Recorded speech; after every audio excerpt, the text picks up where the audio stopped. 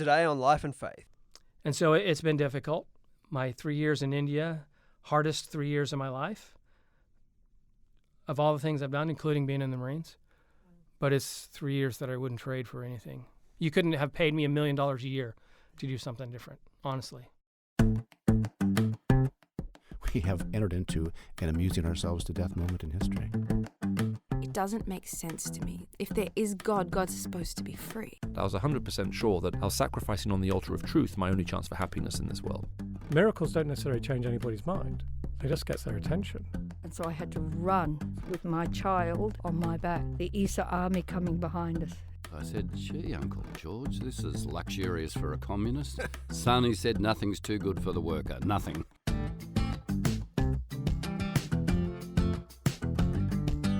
Welcome to Life and Faith from the Centre for Public Christianity. I'm Simon Smart. And I'm Natasha Moore.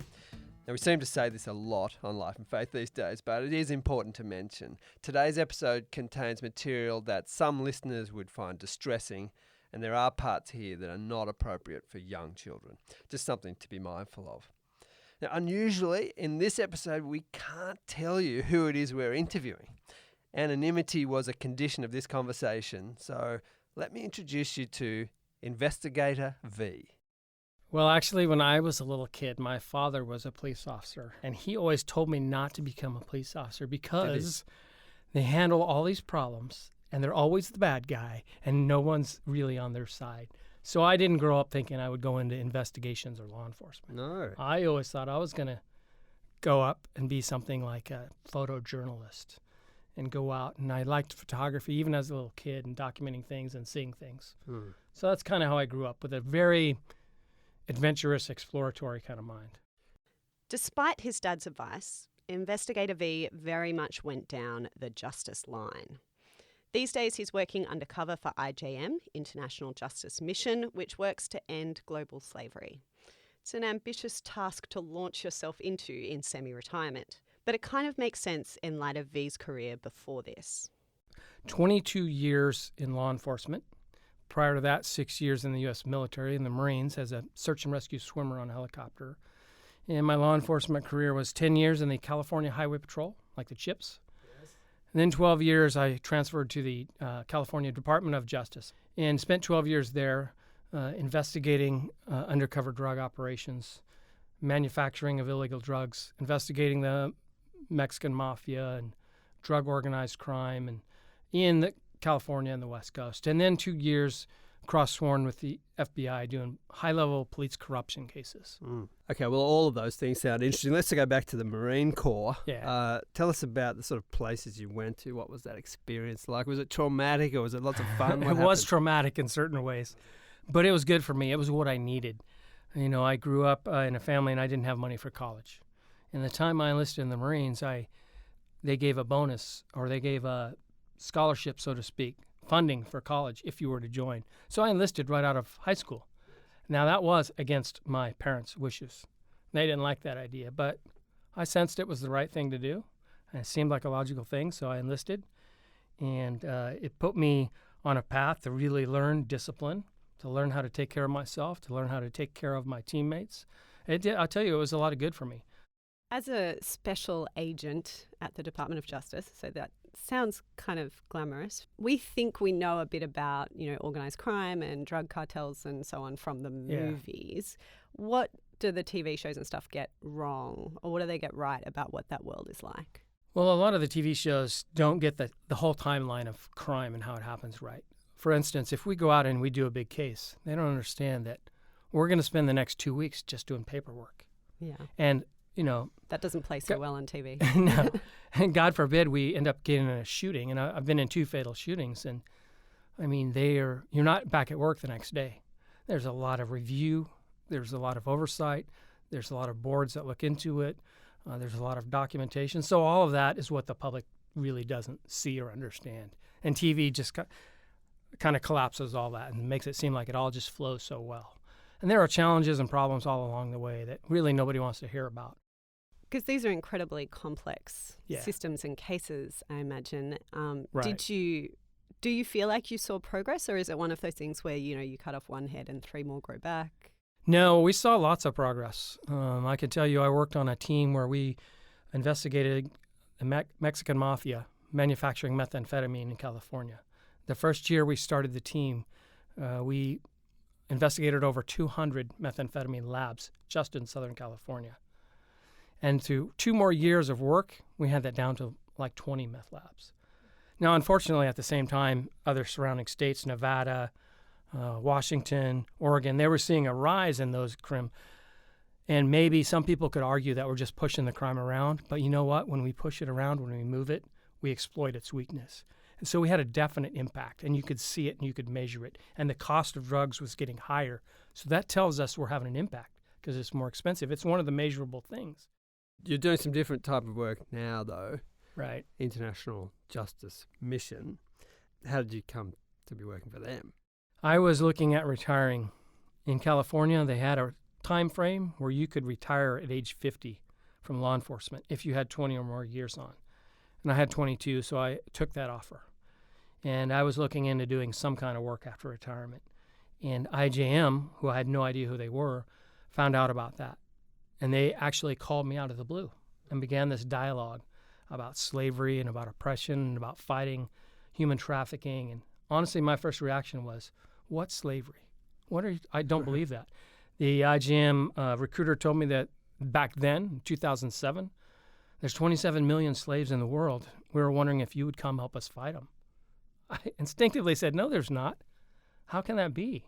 Honestly, I mean, that number seemed phenomenally high, but I was intrigued, so I listened. And eventually, through discussion and counseling and talking with my wife, who I thought would say no, and eventually joined IJM and went to work. And my first 3 years was in Calcutta, India, and it was still communist, under the communist control of India at the time.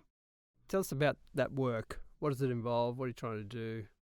I was leading a small team of national staff investigators, Indian staff, trying to train them, mentor them, care for them, and put them in a good position to be able to investigate young girls who are trafficked in the sex industry and the sex trafficking situations in Kolkata, which has a large amount of them then. It's getting better. But so I'm training them about how to go in the field, how to do surveillance, how to develop informants, and also caring for them emotionally, how to live through this and be strong and be faithful and all of that. And so just leading them in that arena, in that battleground of fighting to find these girls. At the same time, I was building strong relationships with key police officials and government officials so that when we found these young girls, 11, 12 years old, we could go to the police, trusted ones, vetted ones, and we could get them to respond and rescue these girls. The 3 years that we were there, that I was there, we rescued 163 girls. And the 3 youngest were 5 years old. Can you tell us a few stories, either successes or failures, to kind of give us a sense of both the work you were doing and also who these people are that you're helping? Yeah. I will start off with some of the, I don't know if I'd call them failures, but just some of the things we couldn't succeed on because we didn't get every girl out, obviously. There were many times we'd find a girl, say a 13-year-old girl, in desperate need because she's being raped every day, maybe even suicidal, and telling our investigator that I'm going to kill myself if I don't get out of here. And so we would go and organize the police that I knew well, and somewhere down the chain of command, maybe there was a leak, or maybe there was some corrupt official that found out we were going to this certain brothel to rescue this girl, and for $20, maybe $40, he would leak the information. And so we would all go and organize it and go there, and she wouldn't be there. And now we have to deal with that because our investigators have got to know her and understand her plight. And so I have to help the team to process that and to go back out in the field and try again. And so those are some of the I guess you'd call them failures, but they're only failures if we don't go back out. We had a lot of situations very similar to that, and so we just didn't give up. And there were some ones that we saw and found and have never rescued, but we go back out, and there are many more that we did rescue. There was, for example, there's one young girl, and we rescued this girl and 2 others in late 2007. Very beautiful young girl. She started to respond well. She was doing great in our aftercare facility. She was growing, she was learning, she was very healthy. And after about 2 years of being in the aftercare home, the traffickers who we rescued her from had never stopped looking for her because she was just money to them. And so they found out where she was. They found out that she was in a work release program where a couple hours a day she would go from the aftercare home to work and learn a career so it could make her self-sufficient.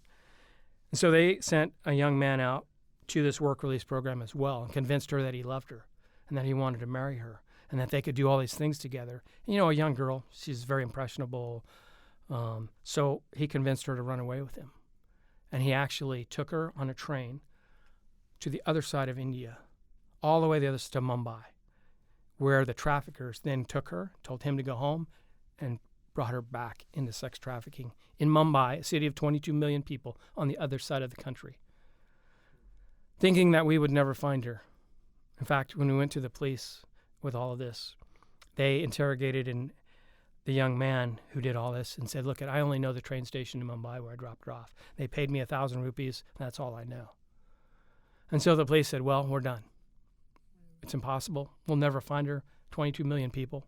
It's just not going to work. Give up. It's too much time. It's too hard. It's difficult. It's not going to work. As a team, we love this girl, and we weren't willing to give up. And we said, we're not going to give up. And I convinced the police official, let us continue to investigate it. And he did. He said, but you're wasting your time. He said, it's impossible. So we grilled this young man for more and more information. We had a team in Mumbai. We began to feed them pictures of her. They began to look. And 4 months it took us. We found her. Myself and a couple other investigators flew across the country to Mumbai. We did some surveillance. We confirmed it was her. She was being taken by traffickers from a place where they kept her out every day to these sex parties, establishments. And so we were waiting for her to come out, and the police were going to show up, and we were going to re-rescue her again. She came out with a trafficker to get in a rickshaw to go, and the police were not there. So I called the police myself, the police chief in Mumbai. I said, she's leaving with a trafficker, and you're not here. And if we lose her, we may never find her again. And the police chief tells me, okay, I give you the authority to stop that vehicle and take them into custody. He said, I'm 20 minutes away. I said, you understand, I'm not even a citizen of your country. And he said, that's okay, I give you the authority. And I actually just hung up the phone then because I didn't want him to take it back, realizing what he had done. And so as a team, in this huge city, massive people all around, we forced this rickshaw to the side of the road, and we rescued her again. And she was in tears because she thought she had made a huge mistake and no one was coming for her. But that's a success. Those are the kinds of things. And you know what? I was able to call that police chief in Kolkata and say, remember that girl you said was impossible? We just re-rescued her. I'll tell you, he was speechless. The whole department couldn't believe it.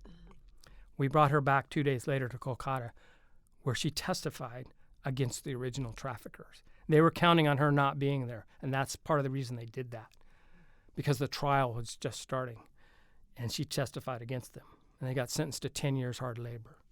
And that's a success. You talk about successes and failures. That was both. We brought her back to Kolkata, and after she testified, we set her down. We began to talk to her again about everything and help her heal and ask her, well, what's next?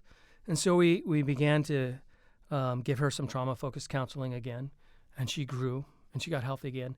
And the interesting thing is she finally fully realized that she had made a mistake and that now her life is never, ever again going to go down that path. So she was now committed to making her life count for something. And so from there, she went on. We got her in school. We got her some other help, and she's been in school ever since, and she graduated high school, and then she turned 18, and she was preparing to go to college. I went to visit her on her 18th birthday. I brought her a gift, a really nice pen for her schoolwork, and you could tell she was just a changed creature. She was looking forward to going to college so that she could learn how to help other girls realize the truth and realize that there's a way out. That's the effect of this work, is seeing someone like that change and grow.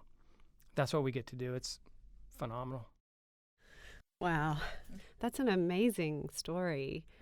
What is it? How do you personally and as a team muster the will in the face of kind of this many millions of people to chase that one and not let that go?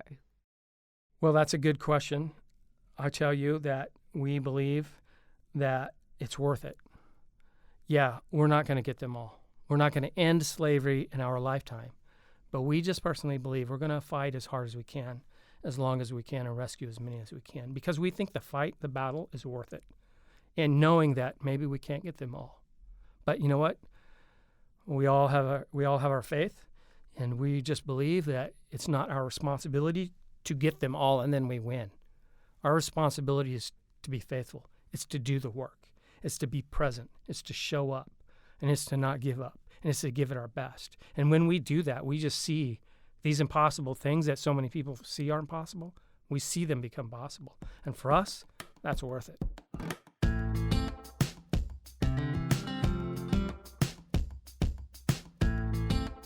This is Life and Faith, and Natasha and I are speaking with Investigator V. He's a former Marine, a highway patrolman, special agent, and now undercover investigator working to rescue kids from trafficking and slavery and bring their abusers to justice. You mentioned the prosecution, because this is part of what you do, isn't it? Yes. IJM is about finding these terrible situations, but then prosecuting the people who are responsible.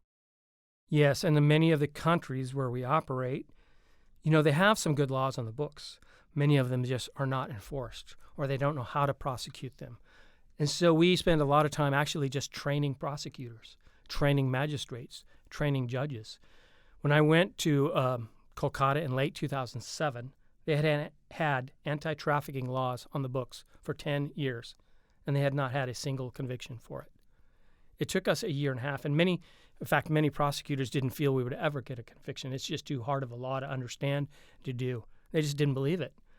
So in a year and a half later, we got our first conviction, or the courts did, with our help, teaching them how to prepare witnesses, how to present evidence. And so that sent shockwaves again through the legal justice community around Kolkata. It was in all the news, front page of the newspapers, conviction. I think that conviction, the trafficker got 9 years hard labor. And that was in 2010. From 2010 till now, we've had almost 50 convictions. And so you can see the change that takes place. Once we show them, you can do it. You can fight slavery. You don't have to accept it. A lot of that is just convincing prosecutors and judges how to handle evidence, how to hear testimony, and how to make decisions. So, you know, we're not using your real name in this interview because you do kind of undercover work. Yeah. What does that mean that it's undercover, what you're doing? Well, basically, a lot of this work, the only way it can be done is by infiltrating some of these criminal elements in criminal environments. We did work with, for example, finding slave boys on Lake Volta in Ghana, largest man-made lake in the world. Much of it is driven by slave labor of children.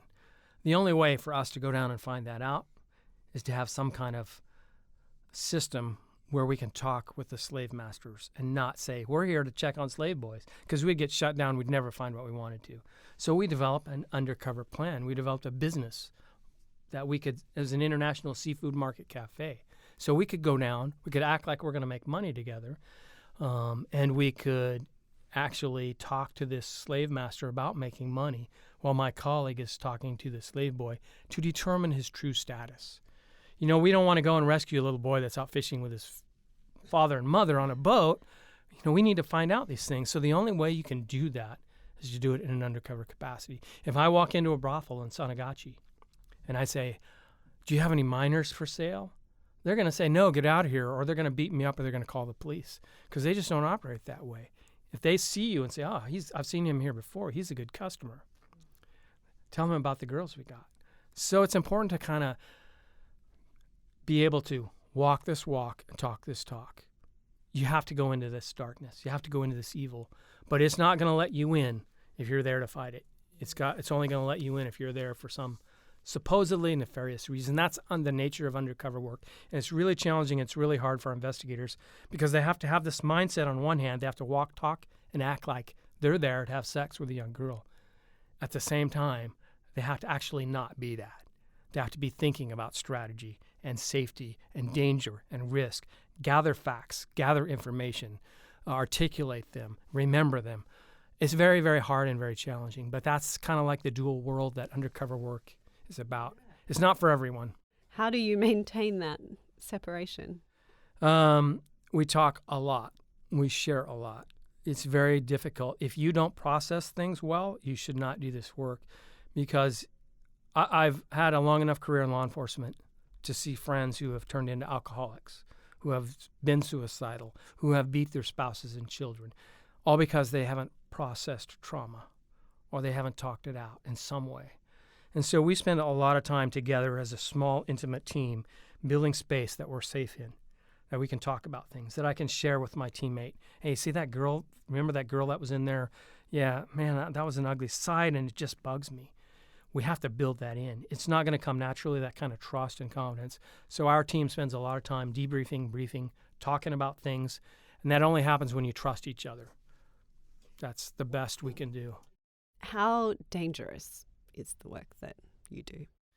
It is dangerous. I'm not going to lie to you. There is a risk involved, but we don't throw caution to the wind and go charging in there. We spend a lot of time planning and preparing. We spend a lot of time thinking through contingency plans. If this goes wrong, what can we do? If that goes wrong, what can we do? What can we do to mitigate this situation? We don't get to carry guns. We don't have undercover wires because they're illegal in most of the countries. So we have to try and mitigate these things. And they are dangerous and risky, but at some point in time, we have to go there. You have to. I keep using this terminology, light and darkness. In a dark room, light just doesn't appear on its own. The only way to infiltrate these organizations at some point is to go there. And there's risks. So we plan as good as we can. We pray with each other, and we build contingency plans in place that are very good and very thoughtful, and then we go. And sometimes it costs us something. Sometimes we get hurt. Sometimes things happen. And then we try and debrief and figure it out and make sure it doesn't happen again. But there's a cost to it. There's a risk to it. At the end of the day, it's worth the risk. You must have seen a lot of awful things as a police officer back in the States, but has this work shown you some very confronting things? And what's that done for you as a person and your sense of human cruelty? It's completely changed my worldview in a lot of ways. I did see a lot as a police officer and as an undercover drug investigator. And you see a lot of life destroyed. But I tell you, I thought I was prepared for this work, but I really wasn't. It was a process of learning how to deal with it. I don't think there's anything that can prepare you for a little girl being raped every day, or a young boy that's been enslaved and starving to death, and stand in front of him and do undercover work and act like you're there for nefarious purposes. I don't know what preparation would prepare you for that, but you learn as you go. And so it's been difficult. My 3 years in India, hardest 3 years of my life, of all the things I've done, including being in the Marines. But it's 3 years that I wouldn't trade for anything. You couldn't have paid me $1 million a year to do something different, honestly. Well, you mentioned faith, and Yes. I'm wondering what your answer is to people if they ask, well, where's God in all this sort of horror? Yeah. I think God is in the midst of all of it. I think God is using people to address it. If you believe in God at all, then you have to believe that God could just come down and speak it away like he created the earth. But for some reason, God decides to use people to address it. And so I feel very strongly that God is behind it. We plan very well. We build contingency plans. We do everything we can. But at the end of the day, we feel God calls us to go into this darkness. We bring light into that darkness. We feel that there's a purpose to it. Who am I to have all this experience in life, all this knowledge, to have my health, to have my family, to have an income, and yet not do this kind of work? The joy and the purpose that's behind it, I'd be missing out on the greatest thing there is, honestly. That's what my faith does for me. And there's a joy and there's a hope behind it. Rescuing one of these girls or a little boy out of slavery, the rescue itself is phenomenal by any stretch. It means something very real. The other side of it is all those who haven't yet rescued, and there are many. But in doing this work, many of those have heard the work. They heard someone's out there. And just seeing that light gives them hope. And some of them, that's actually sustaining them. They're actually saying, well, I'm not going to kill myself because maybe they will come for me. And I think that's a big part of what we're doing, is we're doing the work of the rescue, but we're also eventually getting the word out that we're going to come for you.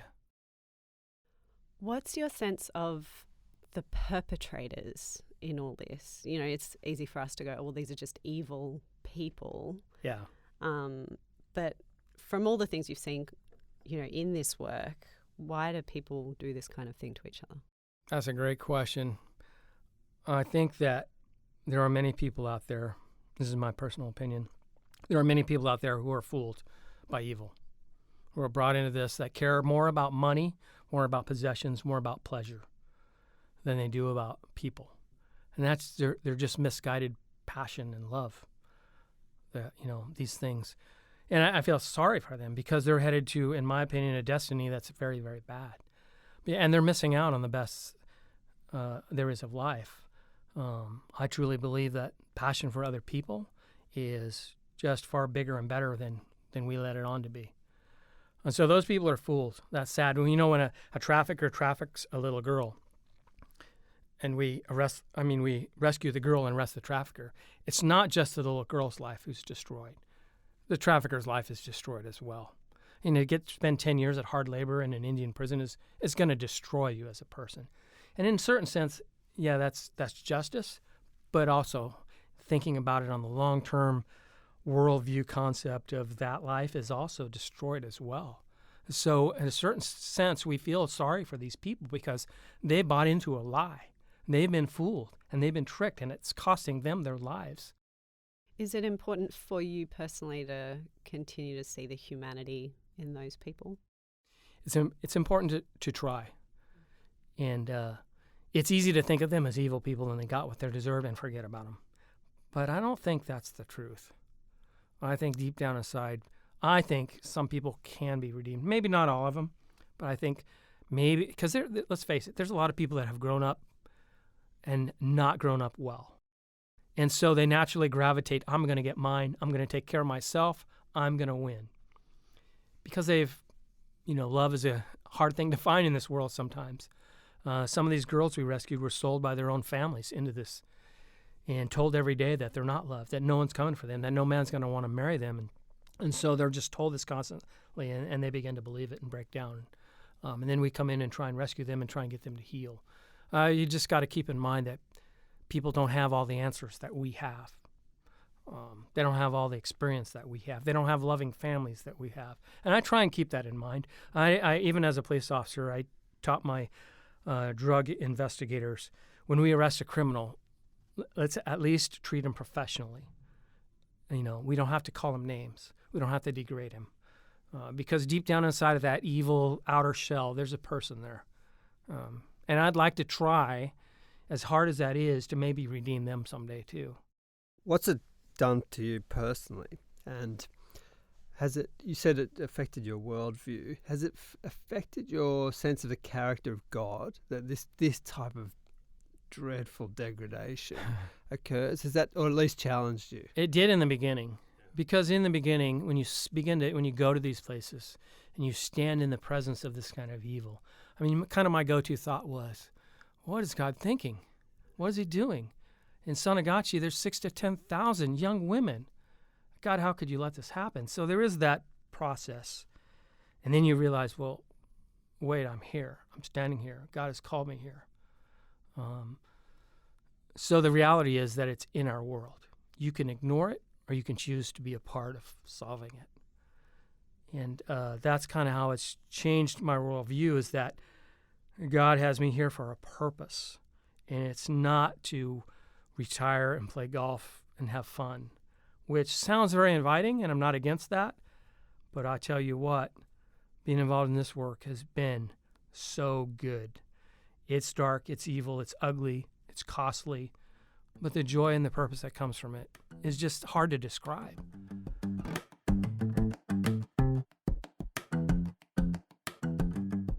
This has been Life and Faith from the Centre for Public Christianity. I'm Simon Smart, and Natasha and I were speaking with Investigator V. Now, this was a deeply moving conversation for both of us, and if it grabbed you as well, then why not go and find out about IJM, International Justice Mission, and how you can support their quest to end slavery. Go to ijm.org.au. Do take a moment as well to share this episode with people you think would want to hear V's story. You can catch up on previous conversations from Life and Faith on our website, publicchristianity.org. And if you don't get our fortnightly newsletter, you can sign up for that on our site as well, so that you don't miss any of the stuff that we do. Next week. The idea that somehow the death of a child can make a mother of you. That there can be a death and rebirth. I've lost a child not as old as that, but at birth, in a stillbirth. And so there's a part of me that can resonate with what it's like to lose a daughter. And how that experience can be a transformative experience that's painful, but transformative, and hopeful.